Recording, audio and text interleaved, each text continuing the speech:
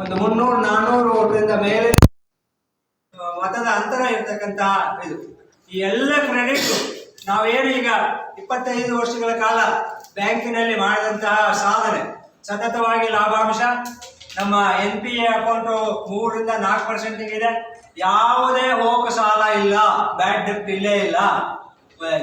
So ಹಾಗೆ ನಮ್ಮ ಸಂಬಂಧ ಗ್ರಾಹಕರ ಜೊತೆಗೆ, ಸಹಕಾರಿ ಬಂಧುಗಳ ಜೊತೆಗೆ, ಅಧಿಕಾರಿಗಳ ಜೊತೆಗೆ, ಸಾರ್ವಜನಿಕರ ಜೊತೆಗೆ ಬಹಳ ಚೆನ್ನಾಗಿರೋದ್ರಿಂದ ನಾವೆಲ್ಲ ಒಂದು ಟೀಮ್ ಆಗಿ, ನಾನೊಬ್ಬನೇ ಅಲ್ಲ, ಇಡೀ 15 ಜನ ಸದಸ್ಯರ ಟೀಮಿನ ಒಂದು ದೊಡ್ಡ ಅಭೂತಪೂರ್ವವಾದ ಯಶಸ್ಸು ಅಂತ ಹೇಳ್ತಾ, ಈ ಹೋದ ಸಾರಿ ನಾವು ಚುನಾವಣೆ ಆದಾಗ ಒಬ್ಬರು ಸೋಲ್ಬೇಕಾಯ್ತು, ರಂಗನಾಥ್ ಅವರು, ನಮ್ಮ ವಯಸ್ಸಿನ.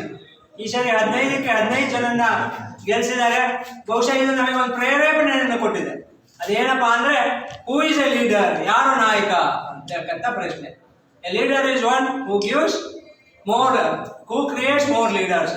ಯಾರು ನಾಯಕ ಅಂತಂದ್ರೆ, ಯಾರು ಹೆಚ್ಚು ಜನ ನಾಯಕರನ್ನ ಹುಟ್ಟಾಕ್ತಾರೋ ಅವನೇ ಕೂಡ ನಾಯಕ ಅಂತಕ್ಕಂಥ ಮಾತಿಗೆ ನಾವು ಬದ್ಧರಾಗಿ ಮುಂದೆ ಬರ್ತಕ್ಕಂಥ ಜೀವನದಲ್ಲಿ, ಅದು ಸಹಕಾರಿ ಕ್ಷೇತ್ರ ಇರ್ಬೋದು, ಸಾರ್ವಜನಿಕ ಕ್ಷೇತ್ರ ಇರ್ಬೋದು, ಸೇವಾ ಕ್ಷೇತ್ರಗಳು ಇರ್ಬೋದು, ಧಾರ್ಮಿಕ ಕ್ಷೇತ್ರಗಳು ಇರ್ಬೋದು, ಎಲ್ಲದರಲ್ಲೂ ಕೂಡ ಒಂದು ಹೊಸ ಪೀಳಿಗೆಯನ್ನು, ಯಾಕೆ ಅಂತಂದ್ರೆ ಇವತ್ತು ಇಡೀ ಸಾರ್ವಜನಿಕ ಜೀವನ ಅತ್ಯಂತ ಕಲುಷಿತವಾಗಿದೆ.